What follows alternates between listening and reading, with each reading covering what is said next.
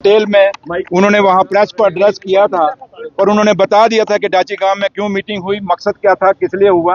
और सबसे बड़ा जो फैसला वहां से निकल के आया कि जम्मू कश्मीर को स्टेट का दर्जा बहाल किया जाए। हिंदुस्तान की सरकार ने जम्मू कश्मीर के लोगों के साथ वादा किया था उस समय कि हम जम्मू कश्मीर के लोगों को स्टेट का दर्जा बहाल करेंगे। तो वो आज 1.5 साल हो गया, 1.25 साल होने लगे सरकार बने हुए।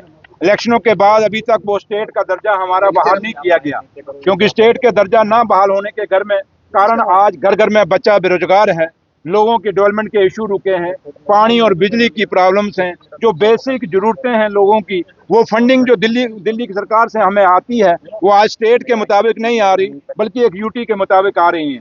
तो इसलिए स्टेट का दर्जा हमारा बहाल होना चाहिए। उसके लिए सबसे बड़ा जो फैसला डाची गांव से जो निकल के आया वो यही है कि हम अगर हमें हिंदुस्तान की सरकार जम्मू कश्मीर को अपना वादा पूरा नहीं करेगी, स्टेट का दर्जा बहाल नहीं करेगी, तो हमें मजबूरन एक सिंबल ऑफ प्रोटेस्ट हमें वहाँ पे दिल्ली जाएंगे और वहाँ जाके जंतर मंतर पे अपना धरना देंगे और हिंदुस्तान को बताएंगे कि जम्मू कश्मीर के साथ जो हिंदुस्तान की सरकार ने हमें वादा किया था वो वादा पूरा नहीं कर रहे। इसलिए वो जो हमारा उसके बाद एक रोड मैप है जो हमारे पार्टी के प्रेसिडेंट कायदे सानी डॉक्टर फारूक अब्दुल्ला साहब ने बनाया है, और पहला हमारा जो उस रोड मैप का जो पहला हमारा हिस्सा है वो यही है कि हम दिल्ली जाके ऑल लेजिस्लेटर्स, और उसमें हम ये पार्टी ने यही फैसला किया कि हम सारी अपोजिशन पार्टियों को अपील करेंगे, इंक्लूडिंग जम्मू कश्मीर की जो बीजेपी है उसको भी हम अपील करेंगे कि जब हम वहाँ जब जंतर मंतर पे धरने पे बैठेंगे, ये भी आके, क्योंकि अगर ये सच्चे सही मायने में जम्मू कश्मीर के लोगों के रहनुमा हैं और हमदर्द हैं, तो ये आके उस धरने में बैठेंगे। अगर नहीं बैठेंगे तो समझ लीजिए कि हाथी के दांत खाने के कुछ और दिखाने के कुछ और। ये फैसला जंतर मंतर पे होगा कि जम्मू कश्मीर का कौन सी पार्टी जो है जो जम्मू कश्मीर के बेरोजगार बच्चों का हक में है और जम्मू कश्मीर के बेरोजगार बच्चों को रोजगार देना चाहती है। उमर साहब ने ये भी कहा है कि अगर सारी पार्टियां इकट्ठे हों और अपने हक के लिए तो वो स्टेप डाउन करने के लिए भी तैयार है।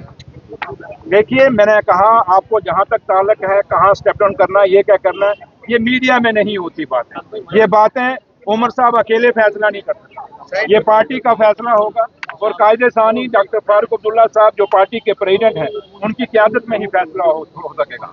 आज उमर अब्दुल्ला साहब इस ऐसे जहां अगर आप कह रहे हैं, मुझे तो ये बयान कहीं दिखा नहीं, लेकिन आप कह रहे हैं तो उमर साहब का फैसला पार्टी ने डिसाइड करना है, क्योंकि वो चीफ मिनिस्टर है।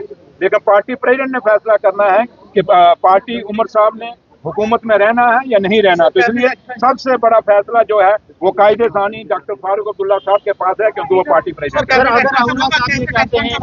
ये पार्टी प्रेसिडेंट और उनको पता होगा। और सबसे बड़ी बात ये प्रोवोकेटिव ऑनरेबल चीफ मिनिस्टर साहब का है, ये वो फैसला करेंगे। बाकी कोई है सवाल तो बोलिए। अगर राहुल साहब कहते हैं कि एक दिन की मीटिंग से कुछ नहीं होने वाला, लोगों को गुमराह करते हैं, अगर वाकई में इन्हें प्रोटेस्ट करना है, एक रोड मैप तैयार कीजिए, सबसे पहले मैं जो है इस्तीफा पेश करूँ। जो मैंने आपको दाची गांव का हवाला दे दिया है, मेरा वही बात है, और पार्टी का ऑफिशियल स्पोक्समैन ने भी उस पर अपना बयान दे दिया। तो मुझे लगता है मुझे ज्यादा इस पे कहने की अब जरूरत नहीं है। कह रही है कि ये डाइवर्ट करने की कोशिश है, जो आप दिल्ली जा रहे हैं आपको याद आ रहा है क्योंकि 1.5 साल से आपने कुछ नहीं किया। अब आपका एक मकसद है कि बीच में से कुछ ना कुछ मैं बटोरूं, वो मिलने वाला मुझसे है नहीं, तो इसलिए जितना मैंने कह दिया उतना ही काफी है। तो लिहाजा अगर किसी और का कोई सवाल है तो वो इतिहास अभी आप सीनियर जर्नलिस्ट हैं सरदार जी, कब कौन सी सरकार, जब बीजेपी की सरकार थी आपको याद होगा, उसमें बीजेपी के एमएलए नाराज नहीं होते थे क्या? कौन सी सरकार हुई जम्मू कश्मीर में या हिंदुस्तान में जब भी सारे एमपी मिनिस्टर नहीं बनते, लेकिन जो नहीं बनते वो अपनी नाराजगी पेश करते हैं। कि ऐसे ही है कि हर असेंबली के अंदर अलग अलग जब भी जिस मर्जी पार्टी की सरकार बने, चाहे वो बीजेपी की बने, कांग्रेस की बने, पीडीपी की बने, आज हमारी है, तो इसलिए वो नाराजगियां चलती हैं और परिवार में होती हैं, तो वो नाराजगियां चलती हैं। अब आपके घर में भाई अगर आपसे लड़ेगा तो क्या घर को छोड़ के भाग जाओगे? तो इसलिए छोड़िए इन बातों को, ये चलता है। अब समीर साहब का काम ही आपको पता तड़का लगाना, अब तड़का इनका लगेगा नहीं, तड़का लगाना तो ढाबे पे जाएं, वहाँ दाल को तड़का लगाएं।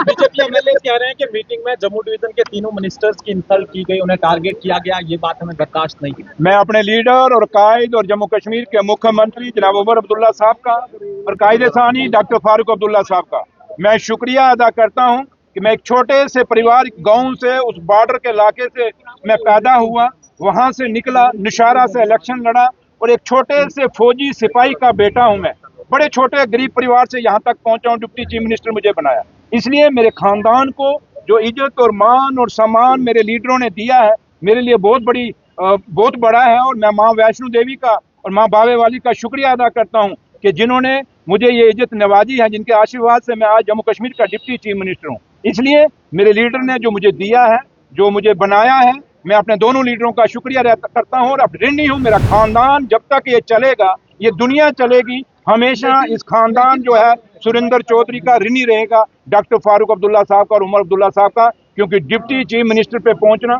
कोई छोटी बात नहीं है। लेकिन आप लोग जब आज मेरे सामने यहाँ खड़े हो, मैं एक जरूर बात कहूंगा, मैं जम्मू के लोगों से अपील करना चाहूंगा। आज जम्मू के लोगों को फैसला करना होगा, क्या आपको अपने बच्चों को रोजगार चाहिए?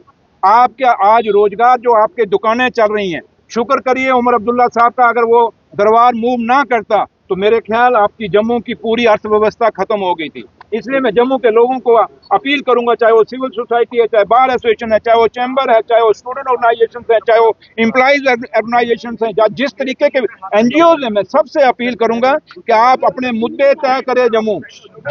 मैं जम्मू शहर की बात नहीं, मैं जम्मू प्रोविंस की बात कर रहा हूँ। आप मुद्दे तय करिए कि किन मुद्दों पे हमने अपना स्टैंड लेना है और किन मुद्दों पे हमने पार्टियों को सपोर्ट करना है। खाली यही नहीं कि हम नारे मारते रहेंगे, 75 साल में नारे मारते हो गए जम्मू को, लेकिन जम्मू ने जब भी हिस्सा लिया लड़के लिया। तो आज जम्मू के लोगों को दोबारा खड़ा होना पड़ेगा। यहाँ चंद लोग कोई छोटे मोटे से पोर्टल लेके आ जाते हैं या छोटे मोटे से कोई लोग आ जाते हैं और अपना बयान देते हैं और बात निकलती है, वो बात नहीं।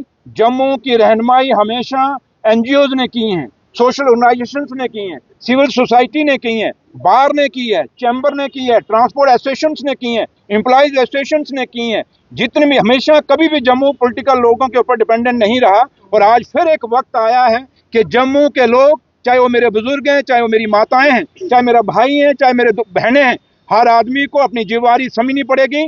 आपको पॉलिटिकल पार्टियों के ऊपर डिपेंड ना होकर आपको अपना, और मेरे उन बुजुर्गों ने जैसे जम्मू के लिए हमेशा अपना हिस्सा लिया, उसी तरीके से आज जम्मू के लोगों को इकट्ठा होकर अपने हिस्से की लड़ाई लड़नी पड़ेगी। ये रोज टीआरपी के लिए नहीं।